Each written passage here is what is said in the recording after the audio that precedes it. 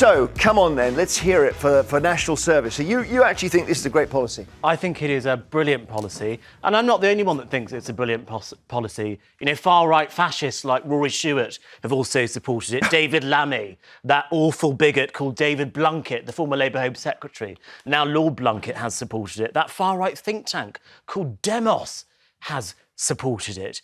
Countries like Sweden, Denmark, Finland and France, European countries that Marina wants us to be more like, have a form of national service. And then, of course, there is a 65% of the British public that support a France-like model of national service in the United Kingdom of Great Britain and Northern Ireland. So I think it's the media bubble story, the public are for it. I know you can simplify things all you want, but the fact is the countries that you compared us to, they don't do national service the way that this Conservative Party have launched it. They've copied and pasted the French model. They don't. They have a military element, but they have an element which is very much is woven into the community. But also, these are countries where there is a welfare state. The youth are actually supported with schemes, with tuition. We don't have that here. So you're against a scheme that would do that? I just think here they're expected to give something back when they've got nothing in return. Let me tell you, I've got two reasons why I think this is a pathetic policy.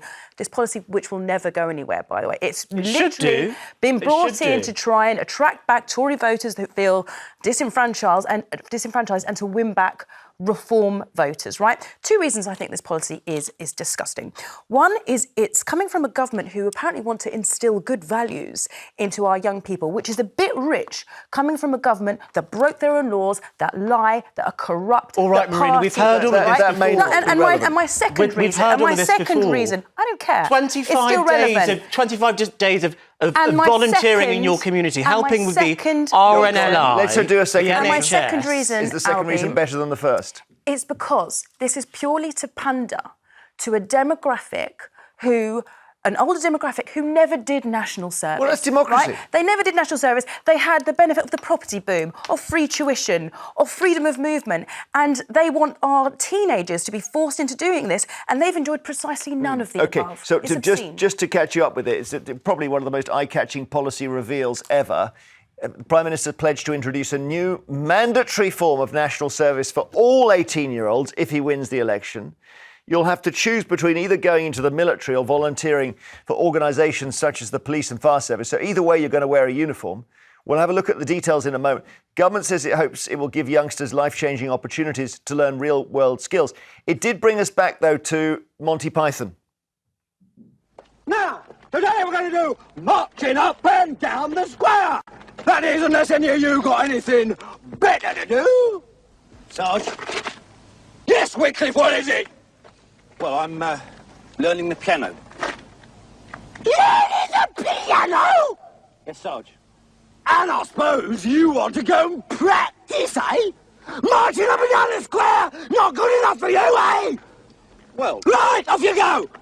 Oh. Now, what about the rest of you? Rather be at the pictures, I suppose. Right. All right, off you go! I mean, that's the problem, isn't it, Albie? That you're going to have unwilling recruits. No, Jeremy. What is going to happen if Rishi Sunak wins the next general election is there's going to be a royal commission into the practicalities of implementing such a policy and what that would look like in practice. The idea at the moment is that young people will be able to choose between either 25 days of volunteering a year, that's once a month, by the way, I believe once or twice a month. Mandatory volunteering, it's literally an oxymoron, like faithfully cheating. It's pathetic. I think actually we should be doing more in this country to give back to our communities. Anyway, Marina, it's the same as the punishment you give to criminals, forced community service. Marina, look, it is a good thing for young people to give back to their communities. It should be their choice. No, it should not be a choice. There should be national service, like we see in France, like we see in Denmark, like we see in Finland, like we see in Sweden. Don't you think it's disrespectful to the military, the idea that they have got enough time to basically carry 30,000 people on work experience? No, I don't think it's disrespectful to the military. You might because get actually, killed in a war. General Sir Patrick Sanders himself said earlier on this year that we needed to train a citizen army because of the threats from the geopolitical situation that we have at the moment. This isn't just Not a from military unwilling national recruits. service. Just so you This know, isn't just Thursday Marina, last week, our own government put out a statement saying there were no plans for conscription because of the fear of the damage that it would do to morale. This isn't if conscription. you bring people in This who isn't don't want to conscription. do it. It's not conscription. All right, Mick is in Chester. Hi, Mick. Hi there, good morning. Our first call on this. I'm dying to know what you think of it. The gentleman on the right there, I don't know his name, but I noticed he's very keen on national service, and I'm assuming he's too old to do it. Anyone who talks about national service... I am not too old to do it. He would be right in there. I served 28 years in the forces, and quite frankly, the gentleman on the right, who's on my screen now, is talking rubbish. Absolute rubbish. It's not going to happen. The lady on the left is correct. Why on earth should we force people to serve in armies? That young man there just quoted Denmark, Finland, Sweden. How good are their armies? Well, you're getting younger by the How minute good are here. they? How good are they? Are they not very good armies? I don't know. I've not. No, they're met them. not. Okay. Right, No, they're not. We But have a not good professional armies, Albie. Well, I think the French army is probably the second best army in Excuse Europe. me, That's the also French another army's example. finest- excuse me. But Mick, The what I French wish... army's hang on, let me- finest regiment is full of foreigners. The French Foreign Legion is full of foreigners. So I'm afraid the best army in the French have got is not full of Frenchmen. It's All right. full of foreigners. It's called a Foreign Legion. Yeah. You're talking absolute rubbish. Why on earth would you pass on, right, all this problem to the military? We've got enough to do. I served 28 years. He's got a clue what he's on about. Well, I don't know. Have you served in the army, Albie? No, I haven't. But Mick, with respect and what I was trying to say, but Marina wouldn't let me finish, this is not just about the military. In fact, the military part of it is the smallest part Oh, don't of the shift it on to scheme. volunteering. It is, but it's mostly about volunteering. 30,000 in the It's military. about 25 days of volunteering a year for most No. British teenagers with things like the NHS, I'm sorry, Albie, I don't know what your the background was, fire right? service, But when and I was the when I was RNLI. 18, I had a Saturday job. I did I had as a weekend well. job, so I worked. I did as so what am I well. doing? I'm just learning. I'm just losing my income for a quarter of my month because I'm forced to go and do this voluntary Let's work. talk to Graham in Glasgow. Graham, you're a veteran as well, I gather. Yes, I have. Yes, I I'm was. just wondering if this is going to annoy the veterans community. I think it'll annoy the military community. Never mind the veterans. It takes more than a year to train somebody. You do your basic training, then you go to your battalion, then you go to your units, and then they train you up to a certain level. But it takes about 2 years to train somebody. It's no a flash in the pan, and it's hard work. Aren't there things that... I mean, I cycle every day past the barracks at Hyde Park, and I notice they have somebody on duty, security duty outside. Could you not put a teenager on that? No. He's got a gun with live rounds in it. No, you can't put somebody... He's just standing there in a high-vis jacket, actually. He's not armed, but I appreciate you don't want them... I mean, they've got to be on the job, that's for sure. So where you've would got to you know what put you're them, doing. Albie? There's a certain level of training you need. It's not a joke job. No, you're right. And, if we had 30,000 work experience people on this show, we wouldn't get a programme out. But it may be, Albie, there's a way of giving them lower rungs on the ladder. People that apply Guarding. for national service, if this comes into force, are not going to be sent to Afghanistan. They're not going to be holding guns with live ammunition in it. Everyone in the military starts somewhere. When people leave university or they go to Sandhurst or they go to what other military training, they all start from zero as well. So the idea is, and it's not just military, I want to make this point, everyone keeps bringing it back to military, but the vast bulk of people will be volunteering in their local communities in something similar to what David Cameron brought in, which was a national citizenship service, but that would be broadened across the country. I wonder whether... We'll take our break in a sec, but it just occurs to me that they couldn't get a Rwanda flight off the ground because of human rights attacks, for right or wrong.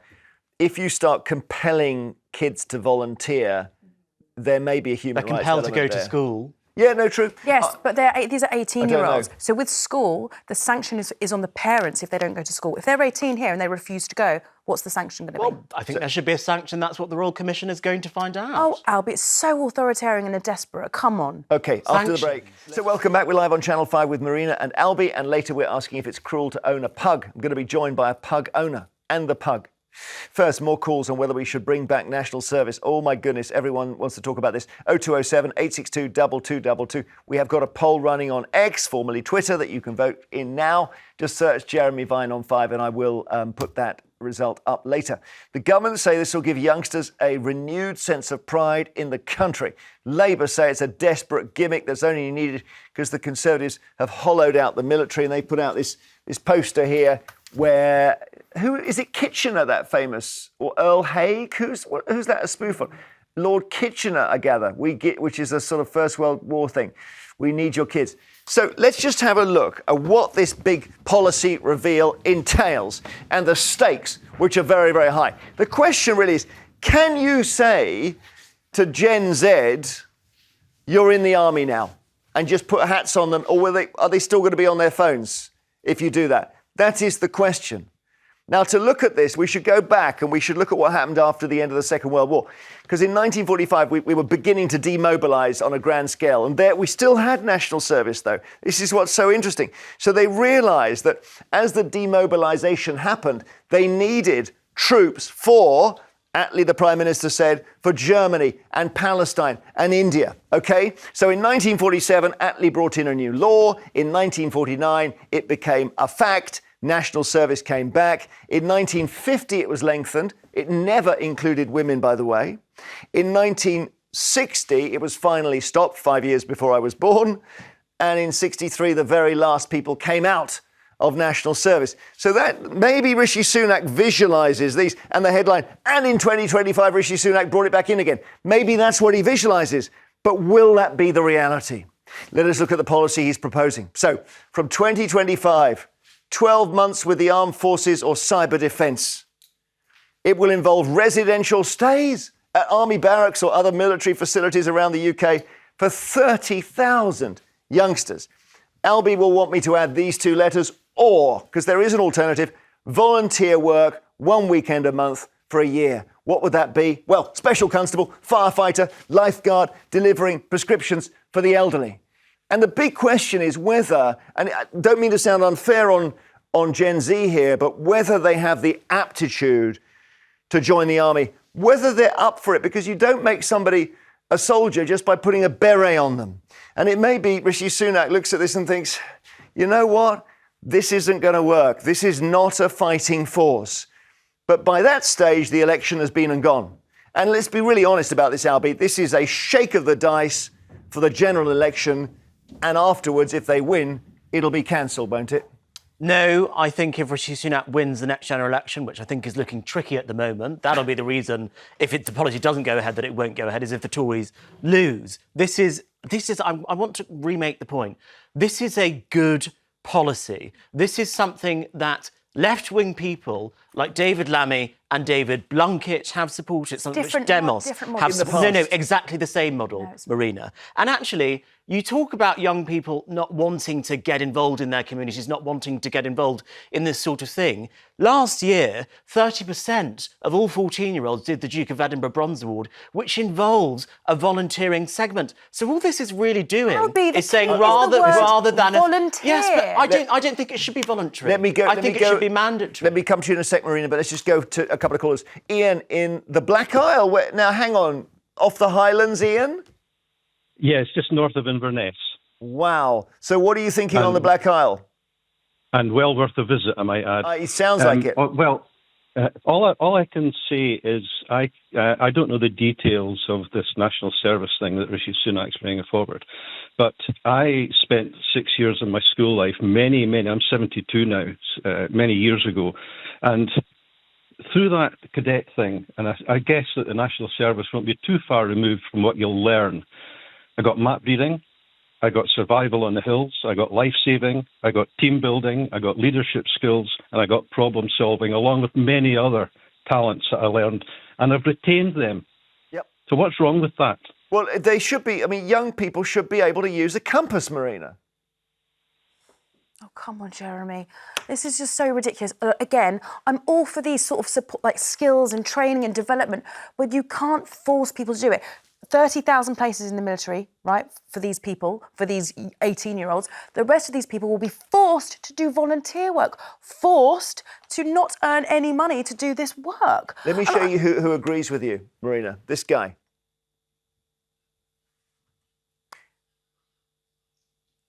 First, let's just deal with the news of the day. Do you support the government's proposal for a national service?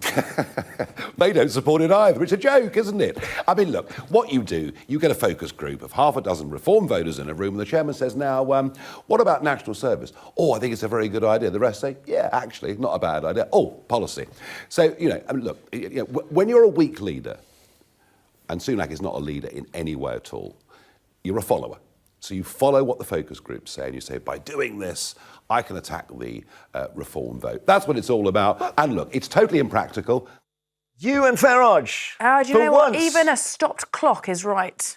Twice a day. Twice a day. Well done. Do you know, I will just say one thing, right? If you are 18 and you are watching, or if you are approaching 18, we do not need you to do national service. The only national service you need to do is on the 4th of July, go out and vote these charlatans out of power. OK. Roy in Warwickshire, what do you think of it? I haven't stopped laughing since this conversation started. It's ridiculous. It's so impractical. You're not going to get 18-year-olds joining up or enjoying themselves in that. They won't leave social media behind. They won't be able to take their laptops. They won't be able to take their smartphones. They will be in hospital on withdrawal symptoms, half of them. Well, look, I mean, there were some jokes about them saying, is there Wi-Fi in the army and all that. But and I know you're laughing, but that we may be misjudging them, Roy, because in the end, they're the lot who are going to have to dig out the planet from the mess we've left. I know what you're saying, but most of the youngsters today want to be famous. They're not going to... They're not going to be happy in the army. They're going to be standing on duty outside Buckingham Palace, deciding they want to go online, get their phones out. Roy... Albie disagrees. Roy, I don't know how many young people... I know he disagrees. He's bound to disagree. He would not do without his social media in the army. Well, he would. Roy, the thing that happened 100 years ago in 1914, but more in 39, is that this country came under a direct threat. And it might be that if it did again, you would see the right stuff. Well... Yeah? Yes, probably. You know what I'm saying? Probably. They'd say, look, we need to step up here. Roy, let me tell you something about me. I was a scout when I was younger, and that was something which I thoroughly enjoyed. I had a similar experience to the gentleman who was speaking earlier on. 30% of 14-year-olds did the Duke of Edinburgh Bronze Award last year, which is a very similar scheme to what the government is proposing. I think this would be overwhelmingly a good thing for the young people of Britain. I think your characterisation of young people as not being able to do without their phones is nonsense. I don't know how many young people you know. I think your view of young people is totally wrong. And I think young people in this country will surprise people like Roy with how they would be willing to serve this country if they needed to. Hi, Charlotte in Devon. What do you think? Oh, it's me. Sorry. Charlotte, brilliant. Hello. Hi to everybody. Hi. Hey, OK, so is this a good policy? Yes. OK, because you think it will get them, straighten them up? Yep, completely. My dad did national service. Mm-hmm. He's in his 80s now, and he can darn a sock. I can't. Well, again, I think every time I say Marina doesn't like this, because when we talk about basic things like being able to climb a hill, read a map, darn a sock, read a compass, cook something on a fire. Why do you laugh, Marina? These are important skills. I think there are other skills that are more important than darning a sock. What, like Googling something? That's so reductive. You're above that, Jeremy. Come on. Go on, Charlotte. Tell us why you need to darn a sock when they can just buy a new pair. Well, yeah. Mm-hmm. All right. No, but it's Tell not right. Marina, because you don't have to argue with me. You've got to argue with her. She's very, very serious. I'm not arguing with you because I love you to pieces. And I love you, but you can argue with Marina. Okay. No, because people need to learn things. Mm. And if you look at people, there's no respect for the youngsters these days, I don't think. And you put a uniform on, yeah, you stand up a bit straighter. If you're at a wedding or whatever, you've got a nice outfit. They just need respect. They're not treated. Do you know what I'm going to say? I will say, the youth of today, they aren't treated with respect. They are just like, you can hear it today. They're just sort of like brushed off as this lazy avocado-eating generation who just waste their money and are glued to their smartphones. Well, do you know what? Maybe if we hadn't cut so much from their funding and all the youth centres and the playing fields and, I don't know, we've got a teachers' crisis. Their schools are crumbling. We've taken away their freedom of movement to work and travel and study in 27 countries. Maybe. How did you manage to get Brexit into national because I always service? do. Because if we had maybe not broken that social contract with them, maybe, do you know what, they'd have a bit of respect and they'd want to serve their country. They've got reasons to be Why cheesed would off. they? What pride have they got in their country right now? Go on, Charlotte. It's fine. Yeah. What? Honestly, you don't know what you're talking about, girl. OK, Charlotte. Mm-hmm. All right, don't. Charlotte. Thanks. I think, I don't know, with this young people of today thing is always dangerous. I have 2 teenagers at home. I don't know why. I just think let's not prejudge them. That we probably all agree on that. They may turn out to be. We've broken the social contract They with may them turn out to be the completely. greatest generation since the last great generation. I've which actually was got the very high. 1930s. I've got very high hopes. So do I. I've got high hopes. I genuinely do. do. I mean, apart from anything else, I've said to my kids, if you get off your phone, it'll be like a superpower because everyone else is just going to be going around in a kind of a trance. Okay, hello again, Marina. Yes, it is like the Titanic. Yeah. When the Titanic anniversary came, I did a programme on it. We got tweets from people saying, nobody told me this story was real. I thought it was just a film. Yeah. The people were shocked that it was real. Wow. How big was the ship? Later we'll be asking if it's cruel to own pugs. But let's take more calls on this big policy release of bringing back national service. This is day 4 of the election campaign. What's coming? It's your party, right? 38 days left. Can you assure me Close that the are they going Labour to and say the Tories. death penalty? Because that's got to be on the cards. I really resent that you are comparing a scheme which is in a French scheme which already exists to the death penalty like it's some crazy right-wing idea. But no, the idea that just you've got to find something that brings back the base. Is it right? You can guarantee. Right here, you can already see inheritance tax. It's like they go, oh, we're desperate. Let's have a little rumble in our sack. Oh, inheritance tax. Let's pull this. But what else? What else? Common in European countries, and you want us to rejoin the EU. My goodness, it's so again very. You don't want us to be more like France, you're used to GB Sweden, News viewers, Finland. but we're a little bit more nuanced over here. Oh, Yeah, but well, you that's haven't kind of answered you. the question, have you, Marina? You want to be more like Europe, but you want to be less like Europe on this policy. So, excuse me, I have not said that. You do. You I brought haven't Brexit said into the that. debate, didn't you? That's about leaving the EU, Yes, all the benefits yes. that it offered. And I'm not comparing us to the French model. I don't know enough about that. Well, But the read about it, Scandinavian and then you'll models- learn where this came from. The Scandinavian models, which you're referring, are different. I referred to France. In a bid to sell his policy to teenagers, Rishi Sunak went straight to their favourite stomping ground and posted his first ever TikTok. Let's see. Hi TikTok, sorry to be breaking into your usual politics-free feed, but I'm making a big announcement today and I've been told that a lot of you already have some views on it. So, first thing, no, I'm not sending everyone off to join the army. This will give all young people valuable life skills, make our country more secure and build a stronger national culture. Right. Pito is in London. Hello. Good morning. So, what do you think of it? Well, in principle, I think it could be a great idea if we were to do something like the Duke of Edinburgh.